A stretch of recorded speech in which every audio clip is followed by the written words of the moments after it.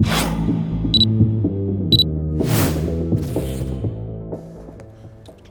you explain the form at the moment of the team and that performance on Saturday? It's probably inconsistent.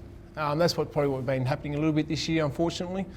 So we have some good passages of football, and then we just either don't use the ball that well, or we can't put enough pressure on inside team to kick a few goals against us.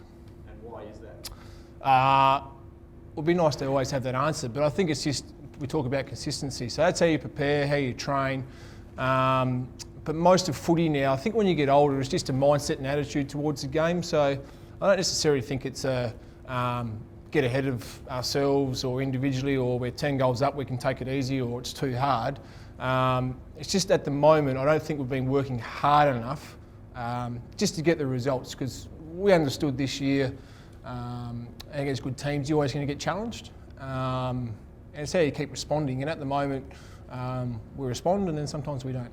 Are some players comfortable having been to a grand final last year, got close, but then this year maybe?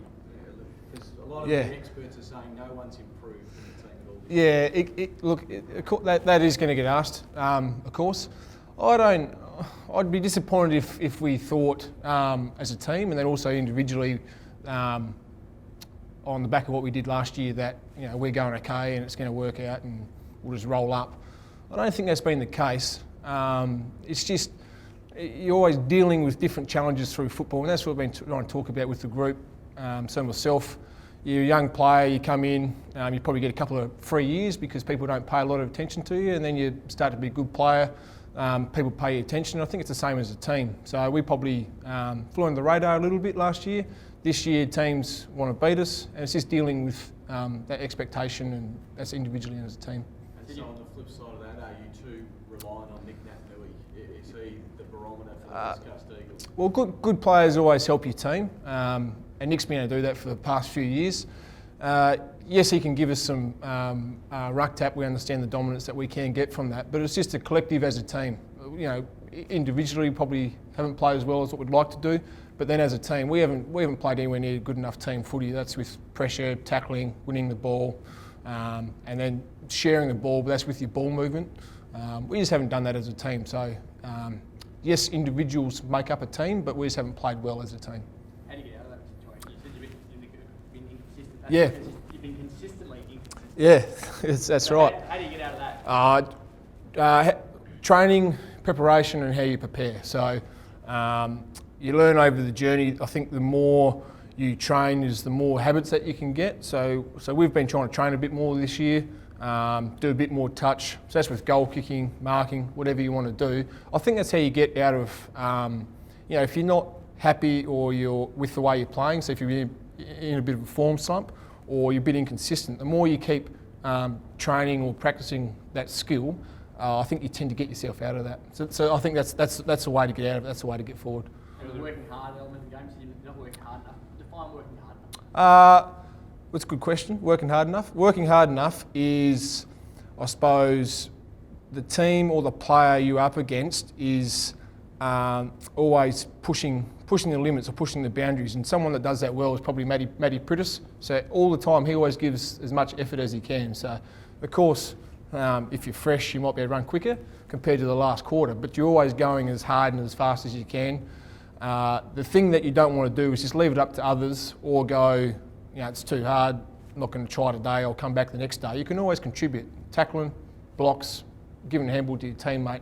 I think that's what hard work is, I think. Do you think some blokes must give it up? No, I don't, but I think at times players realise that football is a hard game, and you always get challenged about with your character, with your personality and with your attitude to the game, and that's just part of growing up and part of getting footy. So I don't think blokes are giving up at all. I just think blokes understand that every week you have to be on top of your game, and that's why how you train, how you prepare, and your mental attitude or mindset really helps combat that. There's a lot of people looking at your current form and also the run home and probably thinking you guys won't have much of an impact on the time. How do you see it? Look, certainly it is week by week trying to get better for sure. So, was there 4 games left? Yeah, but if we start playing some good football, I think we're going to be okay and we're going to be able to do some damage. But certainly, if we keep playing the way we're going to play, it's going to be tough run home. So I think we've still got to keep qualifying for finals. I think we still have to win another game to do that. And then, as high as you finish or whatever, that takes care of itself. I keep harping on it, touching on it, but it's how you prepare and your attitude to the game, and everything else takes care of itself. So that's the margin that you win by or whatever you do. If you keep having a good attitude towards the game, those things take care of themselves. Is there enough time to dramatically turn it around, or is it more just mentally trying to get it done?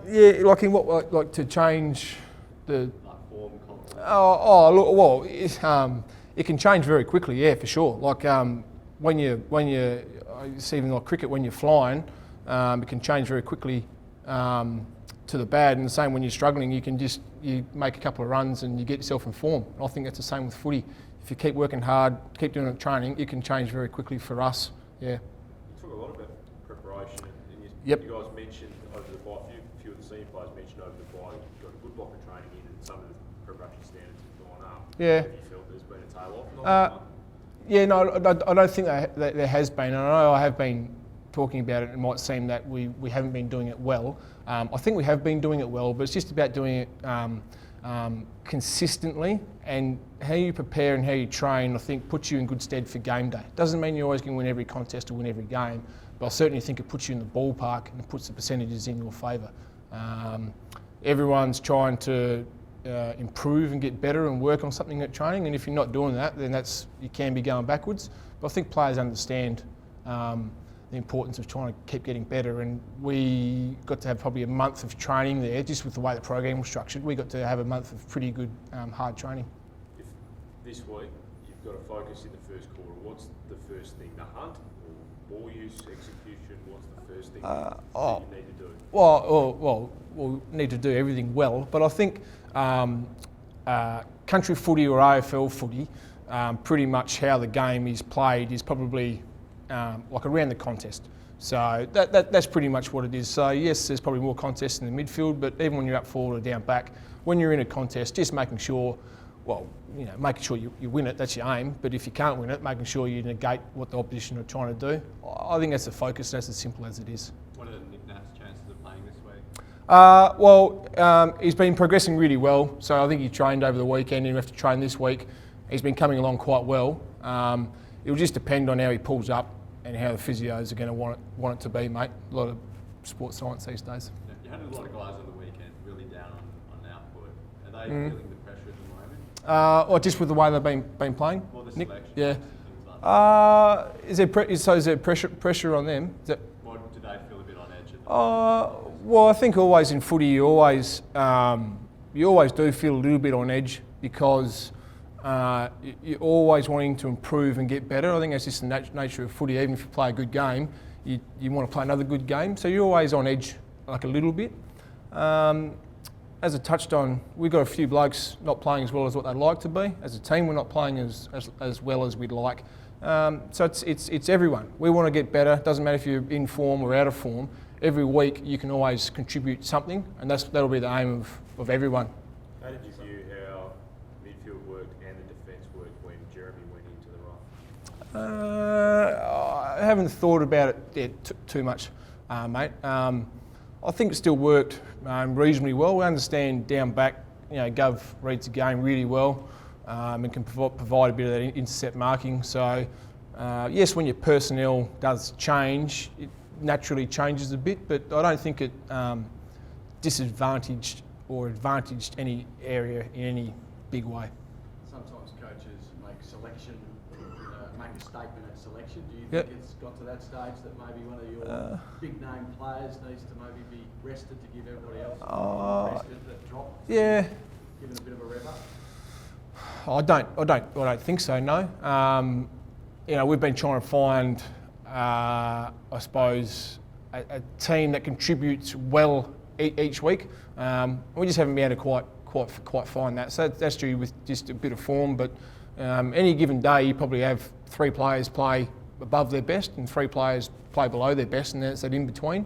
and that's what team footy is. So we just need to have more blokes playing their role and playing in between. So I think North Melbourne was a perfect example for that. Everyone contributed. Just the past few weeks we haven't been able to do that well enough and long enough. How have you seen your form? Have you been happy with the way you've been playing? Well, you always want to add more and do a bit more. I've been. I can't quite find the word. I think I've been able to contribute the way I've wanted to be able to do, but of course at the same time there's always periods in the game where you want to do more, whether that's in the quarter or a game. You always want to be able to do more. Yeah. What do you make of Fremantle? And yesterday, I think you wouldn't have seen it because did you see it? I watched a bit of it, just for Pavs 350, which is a pretty good effort. So I wanted to watch the start of it. They haven't been able to find their best form this year, them either. But most AFL sides and every AFL side does have pride, and certainly in the derbies, for as long as I've been here, if you're down the bottom or up the top, it always tends to be a close-ish game. Will Schofield said to gain life membership with the club this week. Yeah. Can you give us some words or thoughts on what kind of contributor he's been over the journey? Yeah. Well, certainly I think his last, as a young fella coming in, you're always trying to find your way in the game and how you can contribute and how you play. So I think Will, in the last 4 or 5 years, has found his main role or mainstay in the side. That's playing down back. He can lock away a pretty good defender, pretty good attacker, and he can still use the ball pretty well. He had to change his role a little bit in the last 2 years and this year as well. But I think what he's really done, and that's what happens in footy, is he's just matured into a good bloke, helps others, shows some leadership, and I think he's been able to perform his role most days, which is what you want to be able to do, have some good consistency about your footy. How challenging has it been viewing his evolution as a player, because he's obviously had a multitude of roles to play. Yeah. Trying to bed down a spot has been a challenge for him. Yeah. How difficult? Yeah. What have you seen in terms of his ability to adapt and change? Yeah, well, and that's what you have to be able to do in the AFL is adapt and change. Like Brad Shepherd's been another one, wing, forward, back in the midfield. Now he's been able to find his bits, and that's what we always keep trying to talk to the players about and discuss is you're always trying to find your way in life and then in football. So it hasn't been frustrated. It's just been more the challenges that you get faced with, and then what are you going to do about them? So if you want to sulk about it, you will get nowhere. But if you want to do something about it and work towards getting better, well, you're a good chance of succeeding. And I think Will's been able to do that in the past 5 or 6 years. He's done it really well. That's been the pleasing thing for him and also for the club. Traditional question in derbies: is it more than just another game? That question always is. Look, I think there's two ways to look at it. Like it is another game, and you need to play well. But certainly, I think as players, you have pride of how you play. Teams do, and then also the supporters really enjoy it. So they are always nice to win, but they are no different, compared to if you're playing someone else or Fremantle. But you always want to win the games you play. With the feeling it'll be around the town, is it the ideal way to refocus everyone though, consistently and consistent, get them back on the right For the line? players? It can be, but I don't think it would really matter too much who we're playing this week. We'd be trying to play some good, consistent footy. I don't think it would change with that, Craig. No. Bunga, they're talking about playing Sanderlands. What's your reaction to that after 17 weeks out? Late mail, is it? He's a good player. He's missed a bit of footy, but at the same time, his tap work is pretty good and his ruck work. So that's the same with us, with Nick. If you have a dominant player, especially in the ruck, you can tend to get an advantage. So if he manages to play, we'll have a couple of plans in place. But if he doesn't, that's no problem either. From a player's point of view, coming in after that long out, Yep. and also with a major injury up Yep. against the same bloke who did it to you. Yeah. Mentally, what would that be like? It's a hard one to judge because you don't know individually, but Aaron over the years has been a great player, so I don't think it would bother him too much. He'd be able to prepare, and I assume he would have been training a fair bit in the last 4 to 6 weeks. So you always tend to get enough working to you, running wise, kicking and all that stuff. Nothing quite matches the game intensity, but I'm sure he would have prepared well and he'll be putting his hand up to play. Do they still test players out? Does that still happen? Well, sometimes they do, sometimes they don't. You look at David Warner with the cricket. You know, he didn't have mustn't have had too many nets, but you still do. Like, you don't go out not believing you can play and not testing whatever injury you have. You always make sure that you know you can handle it. What about your blokes? Would you test him out to see how he's travelling, how his ribs are? Look, mate, there'll be marking contests, and in ruck you're always going to be having contests anyway, so it is a physical game, but there'll be no going out of the way to see how it is, mate. It'll just be in the contest, tackling, marking, spoiling, blocking, all that stuff.